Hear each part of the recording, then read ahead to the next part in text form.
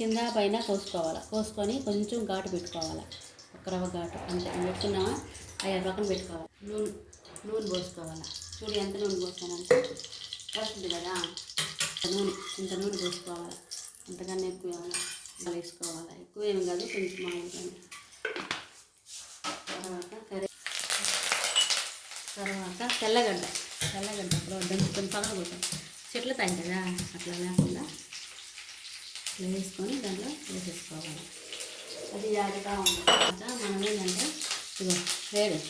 వేరుశనగ పప్పు, కొంచెం పచ్చెనగపప్పు, ఎండుమిరపకాయలు, జీలకర్ర ఇట్లా దోరగా ఈ మాదిరిగానే వేయించుకోవాలి. వేయించుకొని పక్కన పెట్టుకోవాలి. ఇట్లా కొంచెం వేసుకున్నాక ఇంకేమేం దాంట్లో ఒక మిర్చి మామూలుగా 4 ముక్కలు 3 ముక్కలుగా తీసేసుకోవాలి. అది వేస్తూ ఉంటుంది. తర్వాత వేగిన తర్వాత ఏం వేస్తారు కాకరకాయలో అని అంటారు, చేదు లేకుండానే. నేనైతే ఏం వేయలేదు, ఓన్గా ప్రిపేర్ అయినాను. ఇట్లా వేసుకోవాలా, వేగిపోయినాయి. అవి ఆవాలు వేగుతూ ఉన్నాయి. పిండేసి ఇట్లాగే మంట పెట్టుకుంటాను. వేసుకోవాలి. వాటర్ ఏం వేయదు, ఏం లేకుండా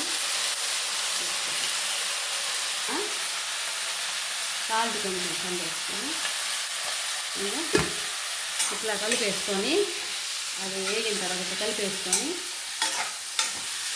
ఇట్లా మూత పెట్టేసుకోవాలి. ఇప్పుడు మనం వేసుకున్నాం కదా, మిక్సీ వేసుకుంటాం. మళ్ళీ ఒకసారి మూత వేసుకుంటాం, మళ్ళీ ఒకసారి కలుపుకోవాలి.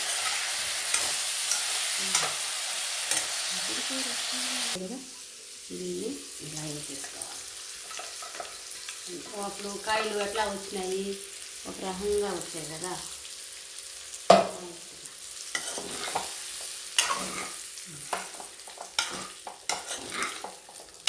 ఘాట్లు పెట్టుకున్న వాళ్ళకి కొంచెం కలుపు